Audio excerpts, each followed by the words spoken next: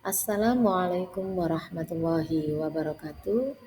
Perkenankan saya Siti Mustalifah akan mencoba menjawab tugas 2 dari mata kuliah Studi Komparatif Pendidikan Dasar di Berbagai Negara MPDR 5302. Berikut ini adalah link jurnal yang saya ambil yang berjudul Gender Representation in Elementary School Kemuhammadiyaan Education Book Critical Discourse Analysis Cover of Class 3 until 6 Kemuhammadiyaan Education Books. Adapun identitas dari artikel tersebut adalah artikel dengan judul Gender Representation in Elementary School Kemuhammadiyaan Education Book Critical Discourse Analysis Cover of Class 3 until 6 Kemuhammadiyaan Education Books yang ditulis oleh Firmansyah dan Kurniawan dan jurnal berasal dari Buana Gender, Jurnal Studi Gender dan Anak dan tahun terbitnya tahun 2023 terakreditasi Sinta 4 berdasarkan verifikasi melalui portal Sinta. Latar belakang dan tujuan artikel tersebut adalah bahwa penelitian ini dilatar belakangi oleh fakta bahwa jaminan konstitusional dan berbagai kebijakan formal belum mampu menciptakan kesetaraan gender dalam kehidupan nyata, termasuk dalam materi pendidikan. Meskipun Indonesia telah memiliki berbagai regulasi tentang kesetaraan gender, ketimpangan masih ditemukan dalam buku ajar, termasuk buku pendidikan kemuhammadiyaan di sekolah dasar. Firmansyah dan kawan-kawan 2023. Penelitian ini bertujuan untuk menganalisis representasi gender pada sampul buku pendidikan kemuhammadiyaan kelas 3 dan 6 melalui pendekatan analisis wacana kritis.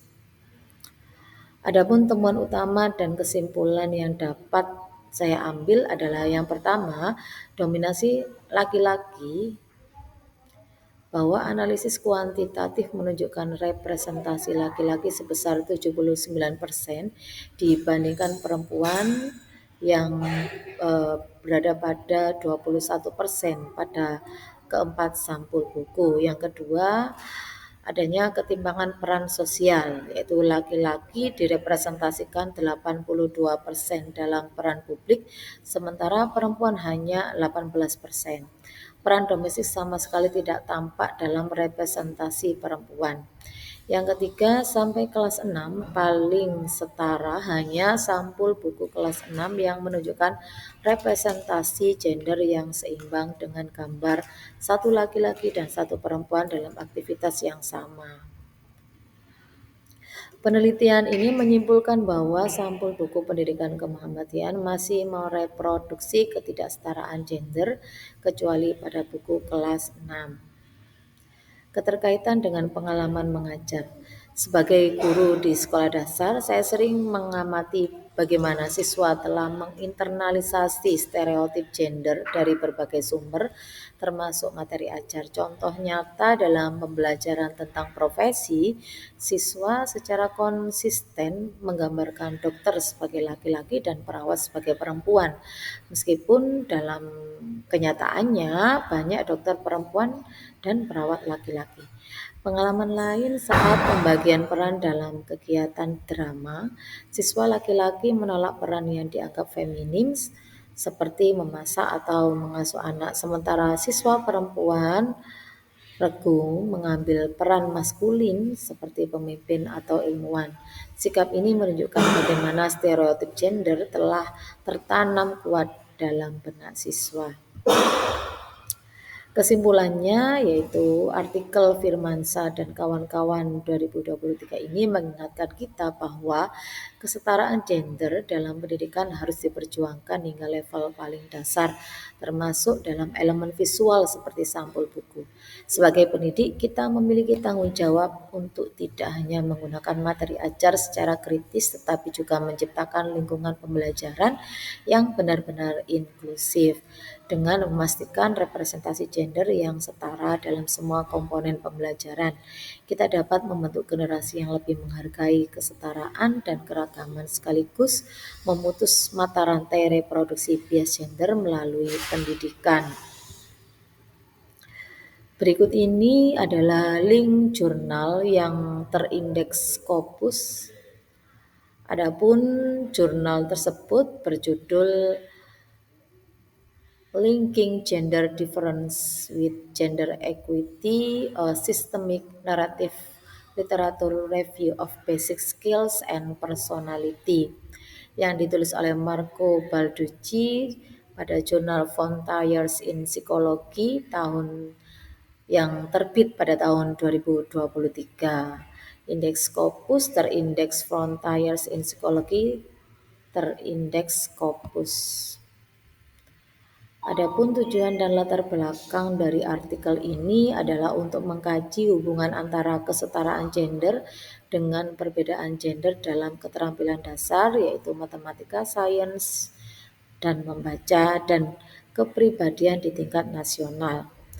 Latar belakangnya adalah kontroversi antara teori peran sosial yang memprediksi bahwa kesetaraan gender akan mengurangi perbedaan gender dengan fenomena paradoks kesetaraan gender yang justru menunjukkan perbedaan yang lebih besar di negara-negara yang lebih setara. Adapun temuan-temuannya adalah yang pertama, perbedaan gender dalam matematika tidak konsisten terkait dengan indeks kesetaraan gender. Kedua, di negara dengan kesetaraan gender lebih tinggi, perbedaan gender justru lebih besar dalam membaca, sikap terhadap matematika, kecemasan matematika, dan kepribadian. Yang ketiga, penulis menyimpulkan bahwa paradoks kesetaraan gender memang ada dalam beberapa domain dan hal ini tidak sepenuhnya dapat dijelaskan oleh teori peran sosial. Adapun kontribusi terhadap pemahaman isu gender dalam pendidikan dasar adalah artikel ini memberikan perspektif global yang kritis terhadap asumsi umum bahwa kesetaraan gender otomatis mengurangi kesenjangan gender. Hal ini mendorong pendidik dan pembuat kebijakan untuk mempertimbangkan faktor-faktor seperti preferensi intrinsik, pengaruh budaya, dan interaksi gen, lingkungan, dan memahami perbedaan gender di pendidikan dasar. Adapun gagasan kuncinya adalah yang pertama, paradoks kesetaraan gender.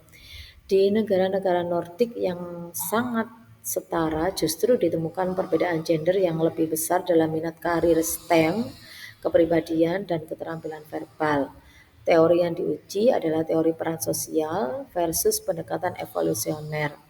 Kemudian data empirisnya berupa data PISA dan tim TIMSS menunjukkan bahwa kesenjangan membaca menguntungkan perempuan justru melebar di negara setara, sementara kesenjangan matematika tidak konsisten.